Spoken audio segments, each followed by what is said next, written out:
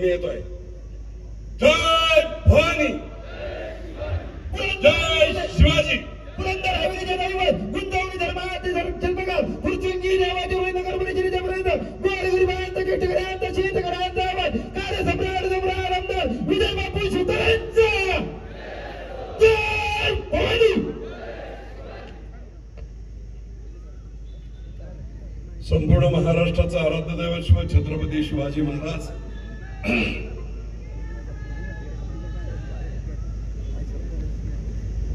क्रांतीसूर्य महात्मा फुले, क्रांतीज्योती सावित्रीबाई फुले, महामानव भारतरत्न डॉक्टर बाबासाहेब आंबेडकर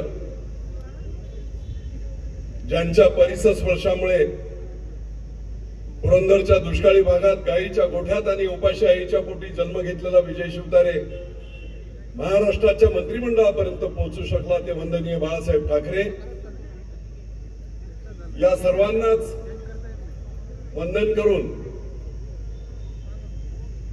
पुरंदरच्या या पालखी दलाच्या पवित्र मैदानावर उपस्थित असणारे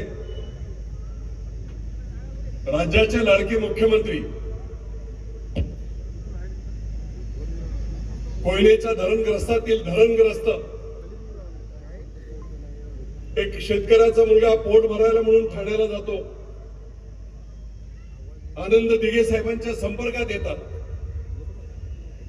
शाखा प्रमुखापासून सर्वसामान्यपणे रिक्षा चालक असणारे आमचे एकनाथभाई शिंदे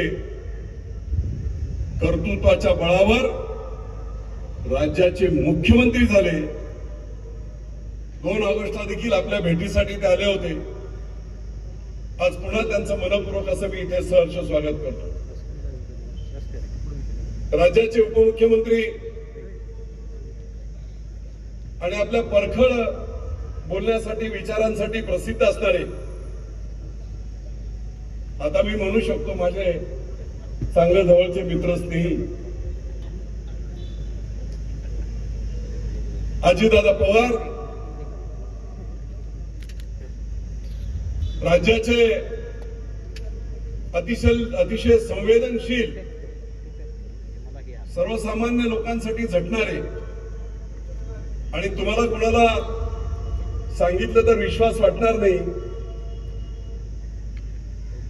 3री 4थीला मी मुंबईत होतो, त्यावेळेस मी नारळवलीत राहत होतो आणि आमचे दादा प्रभुदास चाळीमध्ये बाजूला फक्त मध्ये रस्ता होता, त्या इमारतीत ते राहत होते.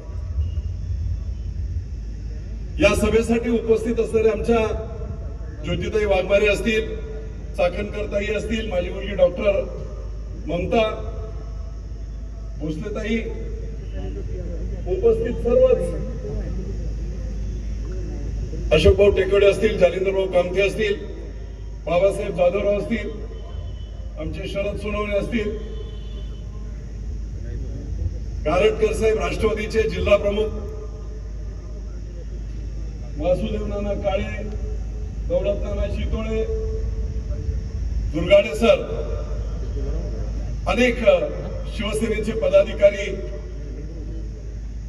निवडून आलेले जिल्हा परिषद सदस्य, तालुका पंचायत समिती सदस्य, नगरसेवक सर्वच व्यासपीठावर आहेत.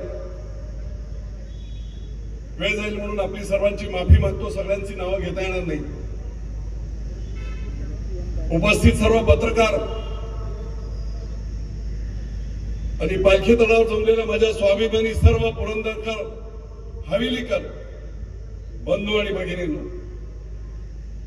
बरोबर 1 महिना झाला मुख्यमंत्री महोदय पलीकडच्या पालखी तळावर महिला दिनाच्या निमित्ताने माझ्या मुलीने डॉक्टर ममताने कार्यक्रम घेतला होता. 5-6 हजार महिला होत्या आणि मी फक्त पाहुणा म्हणून गेलो, कुठच्याही व्यवस्थेमध्ये नव्हतो. काय कुणास ठाऊक मला माहित नाही, परंतु अनेक वेळा अनेक गोष्टी बारामती असेल, भोर असेल, सर्वच मतदारसंघातून एक वेगळा अंडर करंट होता आणि मला बोललं जात होतं की काहीतरी आपण केलं पाहिजे. आणि मग त्या कार्यक्रमात मी जाहीर केलं, ऑनलाईन होता कार्यक्रम,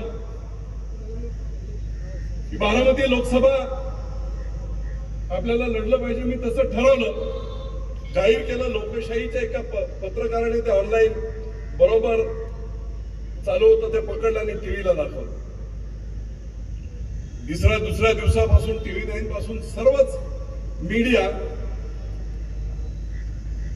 जिथे मी असेल तिथे होता. मांडलेली माझी लॉजिक ठीक होती, परंतु आता ते जाऊ द्या. लोकांना प्रचंड उत्साह होता. पुरंदरमध्ये तर जादू झाली असते. भोरमध्ये तेच होतं. सर्वच मतदारसंघातून आणि महाराष्ट्रातून अनेक नेते आणि अनेक सामाजिक कार्यकर्ते माझ्या पाठीशी खंबीरपणे उभे राहिले. दोनदा मुख्यमंत्री साहेबांशी चर्चा झाली, परंतु माझं मन तयार होत नव्हतं. देवेंद्र फडणवीस साहेब 2-3 वेळा बोलले. दादा मुख्यमंत्र्यांशी बोलत होते आणि मग एक दिवस मी निश्चय केला होता की नाही, कुठच्याही परिस्थितीत लढायचं म्हणजे लढायचं. आणि लोकांच्या हातात निवडणूक असेल, लोकांना ठरवू द्या काय ठरवायचं. आयुष्याची लढाई आर पारची लढायची, इकडे नाही तर तिकडे. मी मगाशी सांगितलं आणि परत सरळ आमच्या नेत्यांना सांगू इच्छितो. होय, अख्ख्या पुरंदरला माहिती आहे, आजही तो शिवतारे गोठा म्हणून बोलला जातो. त्या गोठ्यावर माझा जन्म झाला. गाईच्या गोठ्यात 1.5 एकर जमीन. यादववाडीची शाळा असेल, हरगुडीची शाळा असेल, परिंच्याची शाळा असेल, मुंबईमध्ये इंजिनिअरिंग असेल. व्यवसाय नोकऱ्या स्वबळावर केला, स्वयंभूपणे केला. व्यवसाय देखील केला. आज कुणालाही विश्वास वाटणार नाही एवढा विजय शिवतारेंना देवाने आशीर्वाद दिले आणि स्वयंभूपणे स्वतःचं साम्राज्य मुंबईमध्ये देखील मी निर्माण केलं. स्वतःच्या मनाला जे वाटेल, सद्विवेक बुद्धीला वाटेल, त्याच्यावर विचार करायचा आणि त्याच्यावर निर्णय घ्यायचा आणि पाठीमागे हटायचं नाही. हा माझा मूळ स्वभाव. परंतु याला छेद मी दिला. मुख्यमंत्री महोदयांशी 2दा चर्चा झाली होती, परंतु एक असा काही अनामिक फोन मला आला आणि मुख्यमंत्री महोदय दुःखी आहेत, नाराज आहेत, तुम्ही ऐकत नाही, महायुतीला अडचण होईल. अनेक ठिकाणी अपक्ष उभे राहिले, महाविकास आघाडीचा फायदा होईल आणि ज्या हेतूने अख्खा देश आज काम करतोय, उमेदवार कोणी असो, इथे आता सुनेत्राताई उमेदवार आहेत. खरा उमेदवार कोण आहे? पंतप्रधान नरेंद्र मोदी. आणि म्हणून प्रत्येक मत जे जाणार आहे ते त्यांना जाणार आहे. देशाची 3ऱ्या वेळा सत्ता त्यांच्या हातात येणार आहे. गोर गरीब लोकांसाठी काम करणारा माणूस. आणि मग विजयराव, तुम्ही असं जर वागलं तर बरोबर नाही. आणि म्हणून निर्णय बदलला. मुख्यमंत्री महोदय, पुन्हा एकदा सांगतो, आयुष्यात कसलीही भीती मला नाही. बेडर कुठचेही निर्णय बदलण्याचा माझा स्वभाव नाही. परंतु निवड आपलं सांगणं, देवेंद्र भाऊंचं सांगणं आणि त्याचबरोबर मी हाही देखील दादा विचार केला, आपल्यालाही बोलून दाखवलं. माझ्या एका छोट्याशा अशा निर्णयामुळे जर काही अघटित घडलं, मला खात्री होती मी निवडूनच येईल, पण जर अघटित घडलं तर कदाचित एक हरवणारा माणूस, राज्यासाठी काम करणारा माणूस, तडफेने काम करणारा माणूस अजितदादांसारखा कुठेतरी त्यांना सुद्धा सेटबॅक नको. मनापासून हा विचार केला, मनापासून हा विचार. एक दिवस नाही गेलो, पण दुसऱ्या दिवशी रात्री गेलो. मी आपल्याला सांगू इच्छितोय, बऱ्याच ठिकाणी मला महाराष्ट्रातून झालं. किती खोके घेतले, दादांसमोर फाटली, काय काय काय काय काही लोकांनी केलं. तर अर्थात नेटकरी वेगवेगळ्या पक्षाचे असतात. मी लढत होतो त्यावेळेस कदाचित सपोर्ट करत होते, लढा लढा लढा म्हणून. आणि मग मी जेव्हा थांबलो होता बाई त्यावेळेस मग त्यांना युक्तीत साध्य होत नाही म्हणल्यावर उलट बोलत. विजय बापू शिवतारेंना कुठच्याही आणि कोणाच्याही खोक्यांची गरज नाही. देवाने जेवढे खोके दिलेत मला गरज नाही.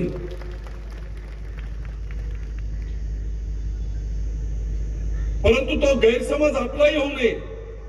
मला माहित आहे गावागावातून ज्या पद्धतीने संपूर्ण लोक पेटून उठले होते, सर्व पक्षाचे होते, पुरंदर एक झाला होता. आणि म्हणून जेव्हा मी तडजोड केली बोललो त्यावेळेस मी मुख्यमंत्री आणि दोन्ही उपमुख्यमंत्र्यांना हेच सांगितलं, हे मी प्रेसमध्ये सांगेल, परंतु पुरंदर हवेलीच्या आणि संपूर्ण मतदारसंघातील जनतेने जो एवढा पाठिंबा मला केला होता, इतका उत्साह होता, त्यांचा कोणाचा विश्वासघात वाटू नये, त्यांना कोणाला विश्वासघात वाटू नये. आणि म्हणून जे काही संघर्ष करून मिळणार होतं ते तहात मिळालं या संपूर्ण मतदारसंघांसाठी. ते मला तुम्ही सांगितलंय तेच तुम्ही या पवित्र माऊलींच्या पालखीतळावर येऊन पुरंदर हवेलीच्या आणि संपूर्ण बारामती लोकसभा मतदारसंघातून आलेल्या सर्व तरुण कार्यकर्त्यांना सर्वांना सांगा, तुमच्या तोंडातून ऐकू द्या. दादांना मी सांगितलं होतं, प्रचंड राग होता, कधी कधी बोलता बोलता अनेकांच्या चुका होतात. माणूस काय तसा वाईटही नसतो, पण प्रचंड रोष दादा पुरंदरच्या जनतेचा होता. जेव्हा जेव्हा मी गावात जायचो, समोर बसलेले लोक आहेत, मला म्हणायला लागले, बापू आम्ही ऐकणार नाही, तुम्ही सांगितलं तरी ऐकणार नाही. बरोबर आहे की नाही? नोटाला मतदान करू पण इतर ठिकाणी मतदान करणार नाही. आणि म्हणून मी दादांना सांगितलं, मी सांगितल्यानंतर लोक ऐकतील, सर्व काय होईल, पण तरीही आपण आपला एक शब्द विश्वास या समोरच्या बसलेल्या संपूर्ण स्वाभिमानी जनतेला द्यावा, जेणेकरून हे संपूर्ण मतदारसंघामध्ये एक सकारात्मक लाट येईल. आणि मगाशी मी म्हटल्याप्रमाणे निश्चितपणे माननीय नरेंद्र मोदींना तिसऱ्या वेळेस पंतप्रधान बनवण्यासाठी दादा असतील, भाई असतील, सर्वच जण आम्ही सर्व एवढ्याच कारणासाठी त्यांच्या बरोबर आहेत. एका अतिशय निस्वार्थी, त्यागी, 18 तास लोकांसाठी काम करणारा, वर्षानुवर्ष सुट्टी न घेणारा, अशा प्रकारचं एक त्यागी असं व्यक्तिमत्व हे भारताचं तिसऱ्यांदा पंतप्रधान झालं पाहिजे. राष्ट्रनिष्ठा ही अल्टिमेट. काही खेळ खेळले असतील, बऱ्याच वेळा गडबडी होत असतात, काय ईडी, काय अमुक, काय तमुक आहे, पण या सगळ्या गोष्टीचा शेवटचा जर एंड पाहिला तर एकच असतो, आणि ती म्हणजे राष्ट्रनिष्ठा. ही जी काय बीजेपीची थीम आहे देशाच्या प्रती, त्यालाच भाडून आम्ही सर्वजण एकत्र आहोत. आणि म्हणून मित्र, मी भाईंचं ऐकलं, मुख्यमंत्र्यांचं ऐकलं, उपमुख्यमंत्र्यांचं ऐकलं, वर्षावर 3 तास चर्चा झाली, साधक बाधक. मी म्हटलं ठीक आहे, मी लढत नसेल तर कमीत कमी 5 वर्ष दादा जे नुकसान आमचं झालंय, जे प्रकल्प आमचे रखडले आहेत, त्या प्रकल्पांना जास्तीत जास्त निधी आणि युद्ध पातळीवर काम करत जे प्रकल्प रखडले आहेत त्या प्रकल्पांना गती देण्याचा शब्द मुख्यमंत्री महोदयाने आपण सर्वांनी द्यावा. मी मनाविरुद्ध माघार जरी घेतली असेल तरी शेवटी मी तुम्हाला हेच सांगतो, मी तुम्हाला एकच सांगतो, माझं आयुष्य संपूर्ण पुरंदर हवेलीच्या जनतेसाठी आणि मातीसाठी समर्पित आहे, राज्यासाठी समर्पित आहे. आणि ओपन हार्ट सर्जरी झाली, आजही दिवसातून आठवड्यातून 3 वेळा डायलिसिस, 5.5 लिटर माणसाच्या अंगातलं रक्त 10 वेळा बाहेर काढलं जातं. माझं मशीन मध्ये डायलायझर मध्ये फिरवलं जातं आणि 10 वेळा आत टाकलं जातं 3.25 तासात. 99% लोक खुर्चीतून येतात, खुर्चीतून जातात. विजय बापूला काही फरक पडत नाही. डायलिसिस झाल्यावर कोट चढवला, एअरपोर्टला गेलो, दिल्लीला गेलो, कामावर गेलो, सभेत आलो. ही शक्ती काय? ही शक्ती माझ्या गोरगरीब जनतेचे आशीर्वाद आहेत आणि म्हणून मी असा त्यांच्यासाठी आयुष्य माझ्या मनाला मुरड घातली. मला माहित नाही मी किती वर्ष जगे, पण मला एक माहित आहे, आजच्या या पालखी तळावर मुख्यमंत्री महोदय अजितदादा शब्द देत आहेत, दादा शब्द देत आहेत. होय, गुंजवणीचा रखडलेला प्रकल्प युद्ध पातळीवर उद्यापासून 2-4 दिवसापासून सुरू होईल. युद्ध पातळीवर. मी असताना लाईन आउट दादा वरून केला होता, वाल्यावरून. तो लाईन आउट परत जेवण माणकीतून केला. लोकांचा आक्रोश झाला. पुन्हा आपण त्याच्यात करेक्शन केलंय. नवीन आता जी योजना केली आहे त्याच्यामध्ये शेतकऱ्यांची जी मागणी आहे वाल्याच्या 12 वाड्यापासून संपूर्ण पाणी राखेपर्यंत जाण्याचा, तो लेआउट केला, ते लाईन आउट केलं. 100 कोटी त्याच्यासाठी वाढले. सगळं आहे, परिंच्या पासून सगळं आहे. पाणी येऊ द्या. पुरंदर उपसाचं पाणी 6,500 हेक्टरला होतं दादा, आता आम्ही 14,500 हेक्टर भिजवतो. येऊ द्या तर पाणी, नंतर बघू आपण. आणि म्हणून भोरच्या 3 उपसा सिंचन योजना, वाजेगार, वांगणे आणि शिवगंगा खोरे, रमेश बापू वसलेत आमची इथे, या तिन्ही उपसा सिंचन योजना तत्वतः मान्यता मी मंत्री असताना देवेंद्र भाऊंनी दिल्या होत्या. ते पुढे रखडलं होतं. आज सगळे सर्वे झाले. मी परवा देवेंद्र भाऊंना तीच विनंती केली. या 3 उपसा सिंचन योजनासह 1307 कोटीची योजना आता 4 वर्ष लेट झाली आणि या 3 उपसा सिंचन म्हणून जवळजवळ 1782 कोटीची योजना झाली. तिला प्रशासकीय मान्यता देत माझं टार्गेट आहे बंधूंनो, 1 वर्षाच्या आत गुंजवणीचं पाणी पुरंदर राहायला पाहिजे. 1 वर्षाच्या सगळ्या मदती होतील. यांची तिजोरी दादांच्या हातात आहे. म्हणून मगाशी म्हटलं की आता आमची दुश्मनी लोकांनी पाहिली होती, दोस्ती बघा ना.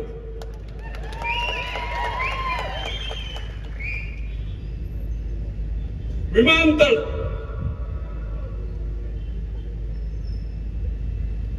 इच्छा स्वेच्छा खरेदीचा दर जाहीर करा.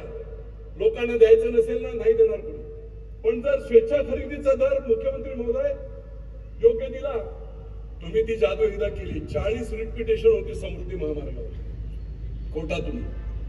ज्या दिवशी भाईंनी स्वेच्छा खरेदीचा रेट डिक्लेअर केला आणि बुलढाण्याला पहिलं अग्रीमेंट शेतकऱ्याची खरेदी करण्यासाठी सही करायला स्वतः गेले, 3 महिन्यामध्ये 701 किलोमीटरची जागा शेतकऱ्यांनी मुंबई ते नागपूर 3 महिन्याच्या आत दिली. ही किमया भाईंनी केली. MSRDCचे प्रमुख होते.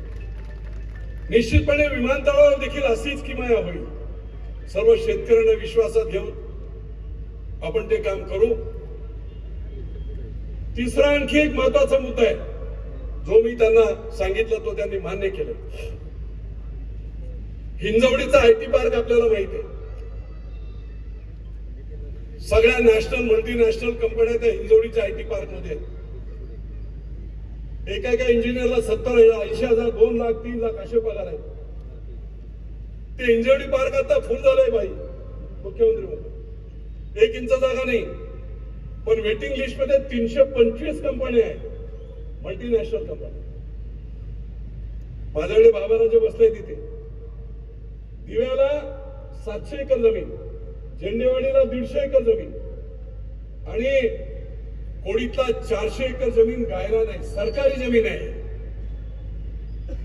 या जमिनीवर जर इन्फ्रास्ट्रक्चर चांगलं केलं आणि IT पार्क जर आपण दादा जर डिक्लेअर केला राज्य शासन केंद्र शासनाच्या माध्यमातून, मला खात्री आहे 6 महिन्यात सगळी जमीन संपून जाईल. इन्फोसिस सारखी एखादी कंपनी आली 10-20 एकरवर त्यांनी जर त्यांचा प्रकल्प उभा केला तर 10,000 इंजिनियरला नोकऱ्या मिळतील. गावागावातून आज जा, शिक्षणाच्या सोयी उपलब्ध झाल्या. पण मुख्यमंत्री महोदय BTech, MTech, BE, ME, MSc, electronics and telecommunication engineer 5-5 वर्ष पास होऊन झाले, नोकऱ्या नाहीत. हे जर इथे आपण आयटी पार्क केलं तर संपूर्ण पुरंदर हवेलीच नव्हे, संपूर्ण पुरंदर जिल्ह्यातील तरुणांना, इंजिनियर्सला मोठी संधी, कमीत कमी 50,000 लोकांना तिथे नोकरी मिळू शकते. आणि एक नवीन मॉडेल 50,000 मिनिमम सांगतो, 1 लाख लोकांना नोकऱ्या मिळू शकते. आणि मग आयटी पार्क खूप महत्वाचा आहे. जागेला पैसे द्यायचे नाही भाई, मुख्यमंत्री महोदय, जागा आपलीच आहे, फक्त इन्फ्रास्ट्रक्चर करायचं बस. 6-7 महिन्यात देखील होऊ शकते आणि त्याच्यातून निश्चितपणे चांगला एक मार्ग निघू शकतो. आणखी एक महत्वाचा, जो अतिशय महत्वाचा निर्णय आमच्या नशिबाने माननीय मुख्यमंत्री एकनाथराव शिंदे झाले आणि 2 ऑगस्टला खाली हवेली आणि पुरंदरमध्ये फुरसुंगी आणि देवाच्या ओळीची पाणी पुरवठा योजना 118 कोटीची मी मंत्री असताना मंजूर केली होती. बरंच काम झालं होतं, रखडलं होतं काम. मुख्यमंत्री एकनाथराव शिंदे झाले, मी त्यांना सांगितलं 4.5 लाख लोकांच्या घरात तोंडात जाणारं पाणी, बापू मी स्वतः येतो, सर्वसामान्य घरातला माणूस, लोकांची संवेदना लोकांबद्दलच्या, स्वतः आले तिथे, स्वतः त्यांनी पाहणी केली. लागणारे 25 कोटी रुपये याच पालखीदारावर डिक्लेअर केले आणि दिले देखील. आणि म्हणून ती पाण्याची योजना आता सुरू झालेली आहे, बरंच काम आता उरकत आलेलं आहे. पण मुख्यमंत्री महोदय, त्याच्यातून काहीतरी काही वस्त्या, धनगर वस्ती असेल, आदर्शनगर असेल, संकेत विहार असेल, हुंडेकरी वस्ती असेल, त्या काळात दुर्दैवाने तो सर्वे करताना अधिकाऱ्यांच्या काही चुका झाल्या. ते जवळजवळ 1.5 लाख लोक पाण्यापासून वंचित आहे. त्याला एक ऍडिशनल मान्यता, जेवढं वितरण नलिका असतील तेवढ्या देण्यासाठीची एक अधिकची मान्यता एमजीपीला दिली तर एक खूप मोठं काम होतं. दादा, तुम्ही देखील फुरसुंगीला पाणी देऊ असा शब्द दिला होता. आता निश्चितपणे सर्वच फुरसुंगीकरांना ते पाणी मिळण्यासाठी आपण निश्चितपणे सहकार्य कराल आणि युद्ध पातळीवर ते देखील काम होईल असं माझं प्रामाणिक मत आहे. पुरंदर उपसा भाई, माळशिरस करून बारामतीला लागून गाव आहे आमचं. तिथल्या महिला आमच्या गेल्या 2010 पासून मी स्वतः पाहिलं होतं. सकाळी पिकअप मध्ये बसायचं आणि दौंडला मजुरी करायला जायचं. मी आमदार झालो, पुरंदर उपसा पूर्ण करून घेतला 2012ला. 3 वर्ष फुकट पाणी दिलं ट्रायलच्या नावाखाली. कॅपिटल वाढलं लोकांचं, लोकांकडे पैसे आले.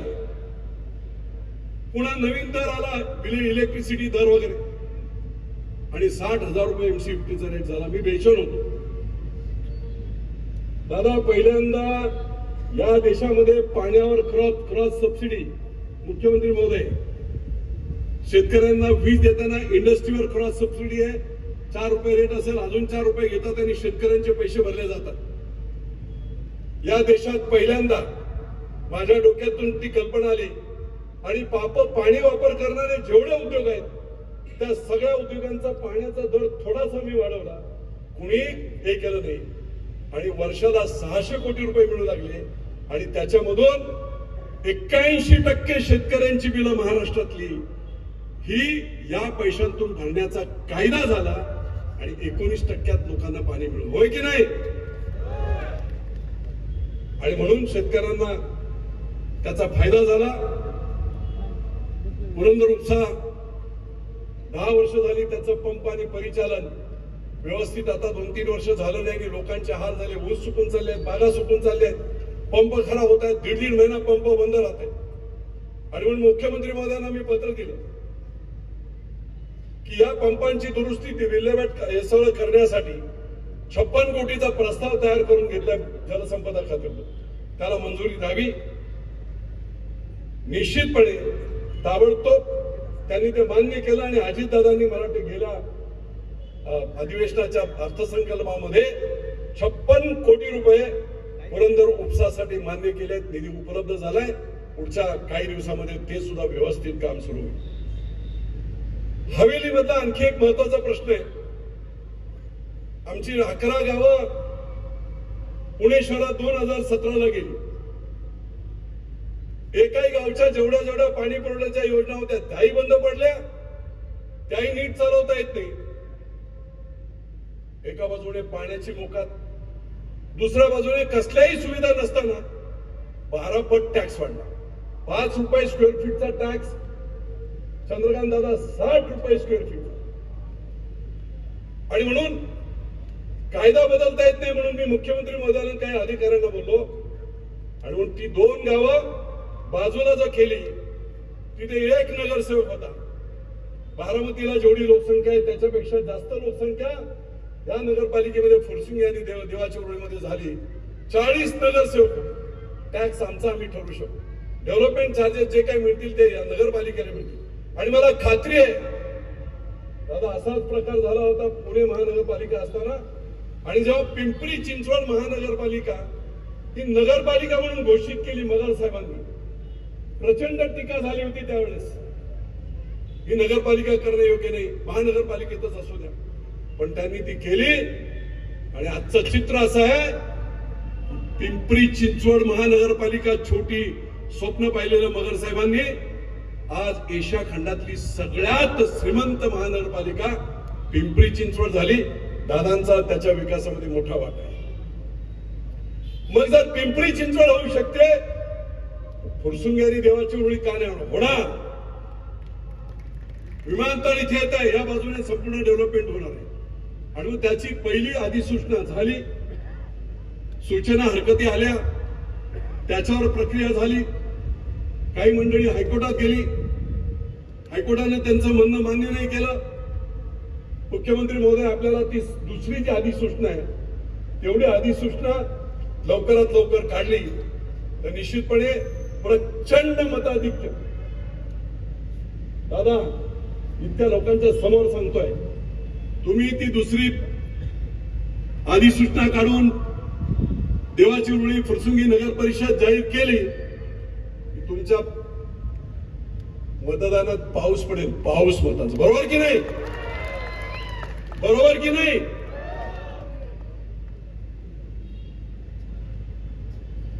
बारामतीच्या 29 जिरायती गावांना आता मी मंत्री होतो, थोडीफार बुद्धी असल्यामुळे एक चांगलं कल्पना मला सुचली. आजही त्या 29 गावांना दादांच्या मतदारसंघातील अडचण आहे. खरं म्हटलं तर अधिकाऱ्यांची कामं होती त्या काळात, त्याचा विचार करून मार्ग काढला. नीरा नदी आपली भीमेला मिळते कुठे? उजनीच्या खाली. किती कहर दुष्काळ असला तरी भाटघर नीरा देवदार वीर मधून कमीत कमी 25 टीएमसी पाणी वाया जाते, भीमेला मिळते आणि भीमेतून कर्नाटकात जाते.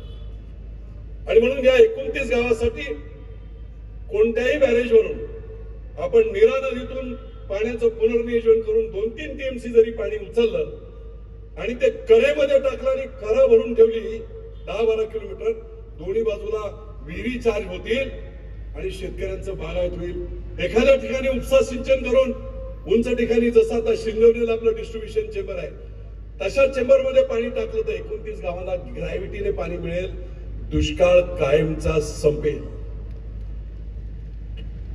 आणि म्हणून ही योजना देखील मी मागणी केली की अधिकाऱ्यांना सांगून ती प्रस्तावित करावी. भोर तालुक्यामध्ये 1993 साली उतरोली गाव आहे, माझंच मूळ गाव आहे शिवतऱ्यांचं. त्या उतरोलीला 750 एकर MIDC शिक्के पडले. आज तर काय भूसंपादन नाही, काही नाही. 2009 साली प्रचाराच्या सभेत सांगितलं गेलं होतं की प्रचार संपला, निवडून आलो की लगेच आम्ही ह्या MIDCचं काम सुरू करू आणि चांगले प्रकल्प देऊ. आज तर काही झालं नाही. भोरच्या मंडळींसाठी जशा 3 उपसा सिंचन योजना तशी ही MIDC तिथल्या रोजगारासाठी खूप महत्वाची आहे. शेतकरी सांगतायत आम्ही जमीन देतोय, डिक्लेअर करा आणि उद्योगांना निश्चितपणे त्या बाबतीत देखील निर्णय हा घेतला जाईल. संपूर्ण महाराष्ट्राचं आराध्य दैवत जेजुरी देवस्थान मला माहित नाही, अनेकांच्या सत्या आल्याने गेल्या. राज्यातली पंढरपूर असेल, शिर्डी असेल, शेगाव असेल, सगळ्या मोठमोठ्या देवस्थानांना 200 400 कोटी निधी देऊन त्यांचा विकास केला गेला. परंतु या संपूर्ण महाराष्ट्राचं आराध्य दैवत असणाऱ्या खंडोबा मल्हारी मार्तंडला वंचित होते. आणि मग 2018 साली देवेंद्र फडणवीसांना मी विकास आराखडा दिला 349 कोटीचा. आणि मला आनंद वाटतो सांगायला, महाविकास आघाडीच्या काळात नाही झालं, परंतु 109 कोटी अजितदादांनी या मल्हारी मार्तंडाच्या विकासासाठी पहिले दिले. आणि पहिल्यांदा राज्याचा मुख्यमंत्री मल्हारी मार्तंडाच्या दर्शनाला पहिल्यांदा आले. एकदा ते आले, परत या 109 कोटीच्या भूमिपूजनाला देवेंद्र फडणवीस असतील, दादा असतील, मुख्यमंत्री महोदय तिघे आले आणि त्यांनी सुरुवात केली. माझी विनंती असेल, बरंच काम आता उरकत आलंय, पुढच्या वर्षासाठी 100 कोटीचं दिले, 2-3 वर्षामध्ये आराखडा पूर्ण करून महाराष्ट्राच्या सर्वसामान्य गोर गरीब जनतेचा, सर्व जाती धर्माचा देव कुठचा असेल तर तो मल्हारी मार्तंड. आणि म्हणून अहिल्याबाई होळकरांच्या पुनर्विकासानंतर याचं जे काही काम केलं ते अहिल्याबाईंनी केलं, राजमाता. त्याच्यानंतर तो योग आला. तो योग माझ्या मंत्र्याच्या कारकिर्दीत तो विकास आराखडा झाला. आणि राज्याचे मुख्यमंत्री आणि दोन्ही उपमुख्यमंत्री यांच्या हस्ते त्या ऐतिहासिक कामाचं पूजन होऊन जोरात काम सुरू. त्याला 100 कोटी रुपये आपण द्यावी ही एक विनंती करतोय. मी जेव्हा फिरत होतो दौंडला त्यावेळेस मला मुख्यमंत्री महोदय छोट्या गोष्टी आहेत. लोकांनी सांगितलं पुण्याला पुरंदर, हवेली, दौंड इथून पुण्याला आणि पिंपरी चिंचवडला कामासाठी जवळजवळ 25,000 लोक जात असतात. पुण्याची जशी लोणंदला वगैरे लोणावळ्याला लोकल आहेत तशी लोकल जर पुणे ते दौंड आणि दौंड ते पुणे केली तर लोकांना खूप फायदा होईल. माझी विनंती असेल आपल्या सर्वांना, ती चर्चा तिथेही झाली होती, राज्य शासनाच्या माध्यमातून रेल्वेला केंद्र सरकारला सांगून ही जर लोकल काही मोठी गोष्ट नाही, लोकांना खूप मोठा फायदा याच्यातून होणार आहे. आणि म्हणून मित्रो, 1665 साली शिवाजी महाराजांनी मिर्झा राजांशी तह केला. का केला माहितीये? महाराजांचं लिहिलेलं एक वाक्य आहे, जोरात आक्रमण झालं होतं, वर किल्लेदार मान उडाल्यानंतर सुद्धा 500 यवनांना त्यांनी कापलं होतं. हा पुरंदर आहे. धर्मवीर संभाजी राजांच्या जन्माचा हा पुरंदर आहे. आणि म्हणून 1665चा तो तह महाराजांनी केला. त्याचं कारण एकच होतं की एक किल्ल्याच्या बरोबरीची माझी माणसं पडताय. किल्ला गेला चालेल पण माझी माणसं नको जायला, मावळे नको जायला, म्हणून त्यांनी तह केला. 43 किल्ले 23 किल्ले दिले. पण तहानंतर पुन्हा जोर धरला आणि महाराजांनी 43 किल्ले घेऊन हिंदवी स्वराज्याला पुन्हा गती दिली. आज या सर्वांच्या साक्षीने सांगतो, होय पुन्हा एकदा सांगतो, कधीही आपला निर्णय न बदलणारा विजय शिवतारे लोकांच्या विश्वासार्हतेला कधी तडा न जाऊ देणारा विजय शिवतारे. माननीय मुख्यमंत्र्यांच्या शब्दाखातर काय होईल ते माझ्या राजकारणाचं पुढचं मला माहित नाही, पण महायुतीचा तडा गेला नाही पाहिजे, चांगलं काम झालं पाहिजे. आणि म्हणून हा तह मी केला, ज्याच्यातून संघर्ष न करता जर एवढे सगळे प्रकल्प आपल्याला मिळाले तर काय हरकत आहे? काहीच हरकत नाही. आणि पुन्हा म्हणून जाता जाता एकच सांगतो, दादा बोलतील त्या बाबतीत. दादा गावागावात प्रचंड थोडी नाराजी आहे. मी आता प्रत्येक गावात दौरा करतोय, सगळ्या लोकांना समजावतोय, प्रचंड बहुमत महायुतीला आपल्या इथे मिळालं पाहिजे. गोष्टी घडत असतात, विसरायच्या असतात,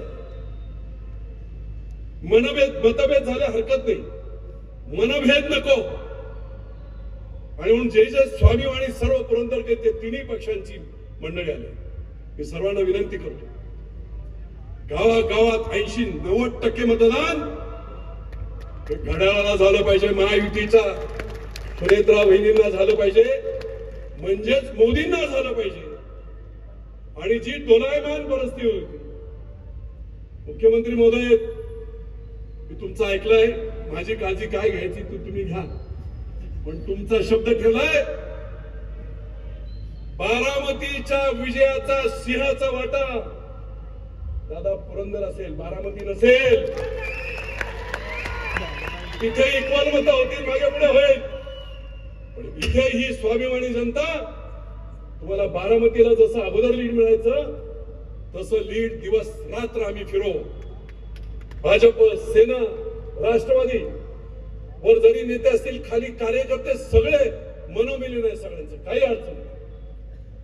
आम्ही सगळेजण प्रचंड ताकदीने, वहिनी येऊ न येऊ, आम्ही आमचे दौरे एकत्रित करत लोकांना समजावत आपण निश्चितपणे हे पवित्र काम करून, जसं अजितदादांना त्यावेळेस 91ला मला वाटतं काहीतरी बारामतीपेक्षा जास्त मतं पुरंदरने दिली होती, तीच हिस्ट्री त्या पुनरावृत्ती इतिहासाची करायची आपल्याला.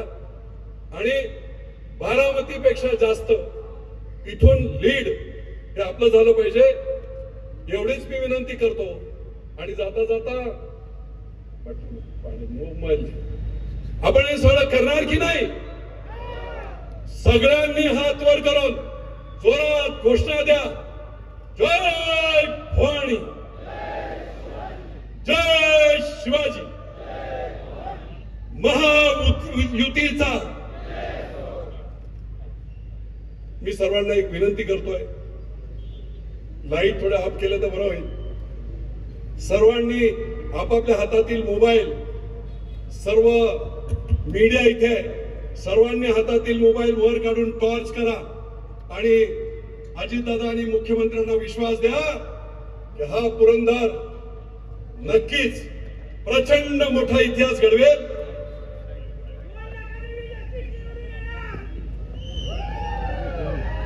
किती सांगितलं? 2 लाखांनी. सर्वांनी काम करायला हवं, फक्त बोलून नव्हे, गावागावात लोकांना, वयस्कर मंडळींना समजायला हवं. लोकांच्या डोक्याचा राग आहे तो आता काढला पाहिजे आणि एकत्रितपणे आपण जिंकलं पाहिजे. नरेंद्र मोदींना तिसऱ्यांदा पंतप्रधान बनवलं पाहिजे. पुन्हा एकदा मुख्यमंत्री महोदय आणि उपमुख्यमंत्री महोदय चंद्रकांत दादा यांनी माझं मागणं मान्य करून या पालखी तळावर आले, त्याबद्दल मी पुरंदरच्या संपूर्ण जनतेच्या वतीने विनम्रपणे आपल्याला साष्टांग नमस्कार करतो आणि इथेच थांबतो. जय हिंद, जय महाराष्ट्र.